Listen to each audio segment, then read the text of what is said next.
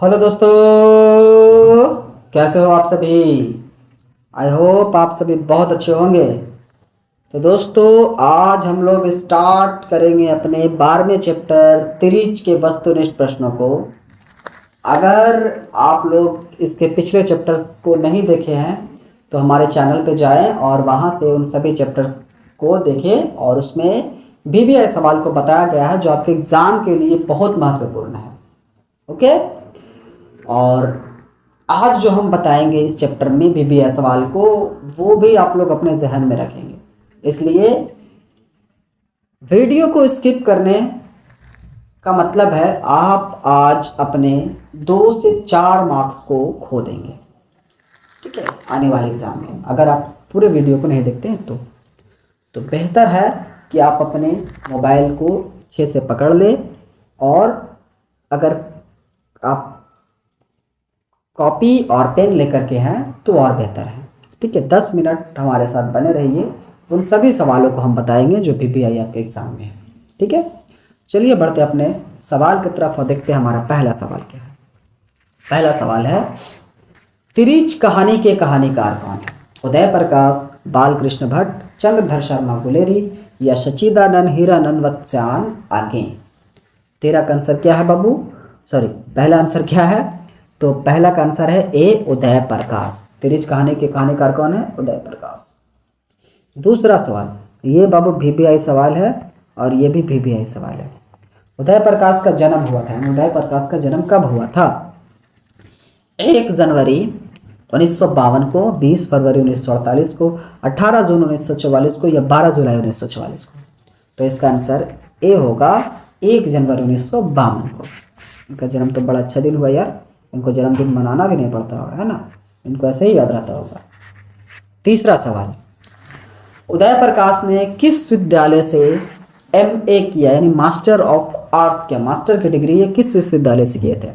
जोधपुर विश्वविद्यालय राजस्थान, इलाहाबाद विश्वविद्यालय उत्तर प्रदेश, सागर विश्वविद्यालय सागर या दिल्ली विश्वविद्यालय दिल्ली।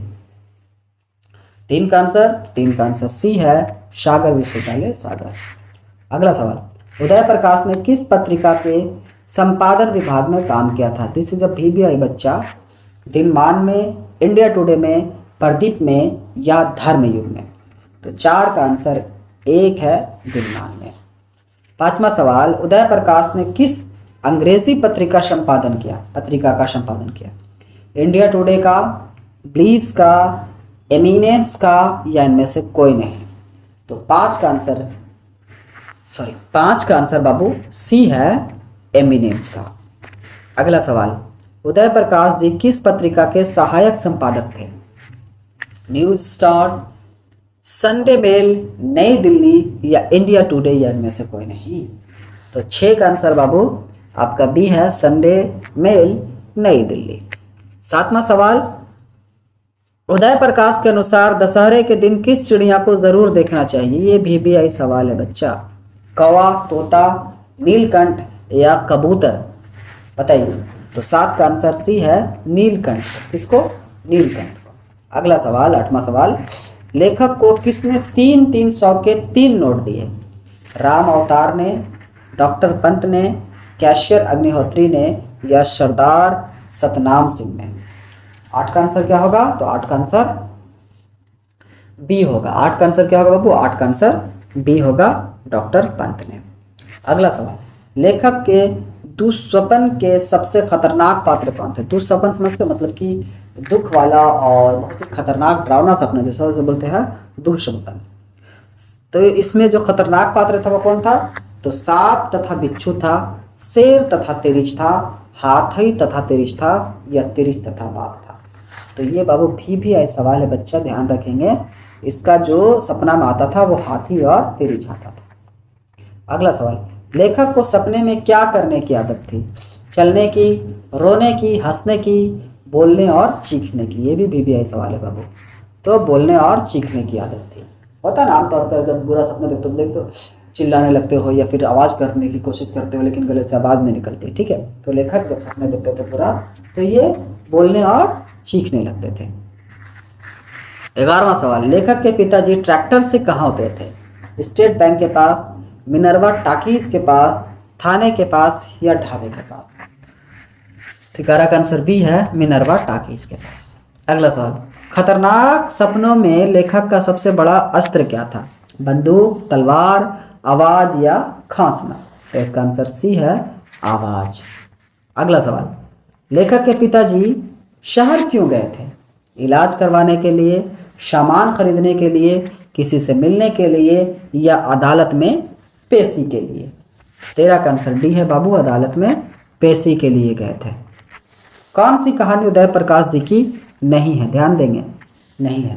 वारिस, दरियाई घोड़ा, पीली छतरी वाली लड़की या मैंगो सील? तो 14 का आंसर क्या है? तो 14 का आंसर बाबू आपका ए है। क्या है? 14 का आंसर ए है, वारिश। अगला सवाल, लेखक के पिताजी को बचपन में किस रोग की शिकायत थी? बताइए। पीलिया थी, डिसाइटिस थी, एनीमिया थी या क्षय रोग थी? तो 15 का आंसर बी है, डिसाइटिस थी। 16वां सवाल, उदय प्रकाश के पिताजी का क्या नाम था? दिस इज अ VBI बचवा। राम निहाल प्रसाद, राम स्वार्थ प्रसाद या राम किशोर प्रसाद या राम बलि प्रसाद? तो 16 का आंसर क्या है? तो 16 का आंसर बी है, राम स्वार्थ प्रसाद। 17वां, कौन सी कृति उदय प्रकाश की नहीं है? पीली छतरी वाली, पॉल गोमरा का स्कूटर, टूटा हुआ पुल और अंत में प्रार्थना? बताइए। 17 का आंसर, 17 का आंसर सी होगा बापू, टूटा हुआ पुल। 18वां सवाल, तिरिच कैसी कहानी है? दिस इज अ VBI बच्चा, VBI बहुत बार पूछा गया है। मिथकीय है, मनोवैज्ञानिक है, सांस्कृतिक है या प्रतीकात्मक है? 18 का आंसर क्या होगा? तो 18 का आंसर जो होगा बाबू वो होगा प्रतीकात्मक। क्या होगा? प्रतीकात्मक। पिताजी की मृत्यु कैसी होती है? तिरिच के काटने से, धतूरे के जहर से, दुर्घटना से या मानसिक सदमे और अधिक रक्तस्राव से? तो ये भी VBI सवाल है बाबू, ये होगा इसका आंसर डी, मानसिक सदमे और अधिक रक्तस्राव से। यानी काफ़ी ज़्यादा उन्हें चोट लग जाती है जब वो शहर जाते हैं तो उन्हें लोग पागल वगैरह समझ के मारपीट करता है, तो इस वजह से उनके बहुत से ब्लड वगैरह भी निकलता है, जिस वजह से उनकी मृत्यु हो जाती है। 20वां सवाल, तिरिच क्या होता है? जंगली सांप, दरियाई घोड़ा, भेड़िया या फिर विस्खापरा या फिर जहरीला लिजार्ड? तो बाबू इसका आंसर डी है बाबू, विस्खापरा, जिसको जहरीला लिजार्ड भी बोलते हैं हम लोग। 21 का सवाल, अरेबा परेबा उदय प्रकाश की कैसी कृति है? ये बाबू VBI सवाल है, ध्यान देंगे, ठीक है।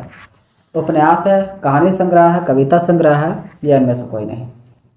तो 21 का आंसर क्या होगा? 21 का आंसर बी होगा, कहानी संग्रह। अगला सवाल, तिरिच को कैसी कहानी माना जाता है? आदर्शवादी कहानी, आदर्शनमुख कहानी, जादुई यथार्थ की कहानी या बिंबात्मक कहानी? ये भी VBI सवाल है बाबू, इसको जादुई यथार्थ की कहानी माना जाता है। अगला सवाल, कहानीकार को सपने में बोलने और सीखने की आदत है, यह किसने बतलाया था? कहानीकार के पिता ने, कहानीकार की माँ ने, कहानीकार के भैया ने या कहानीकार के चचा ने? 23 का आंसर बी है बाबू, कहानीकार की माँ। अगला सवाल 24 का क्या है? तो 24 का सवाल है, कहानीकार तिरिच की लाश को जलाने जंगल में किसके साथ गया था? सानू के साथ, भानु के साथ, थानू के साथ या कृषाणु के साथ? 24 का सी होगा बाबू, थानू के साथ, जो इनके मित्र थे। 25वां सवाल, तिरिच कहानी का केंद्रीय घटना का संबंध किससे है? कहानीकार से, कहानीकार की माँ से, कहानीकार के पिता से या कहानीकार के मित्र से? बताइए। तो 25 का आंसर बाबू सी है, कहानीकार के पिता से।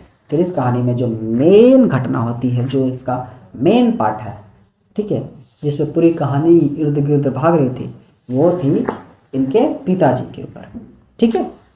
तो ये था हमारा बाबू 12वां चैप्टर के वे सभी सवाल जो हमारे बुक से बने थे, ठीक। और इनमें जो इम्पोर्टेंट सवाल था, VBI था, वो हम लोगों ने आपको बताया है।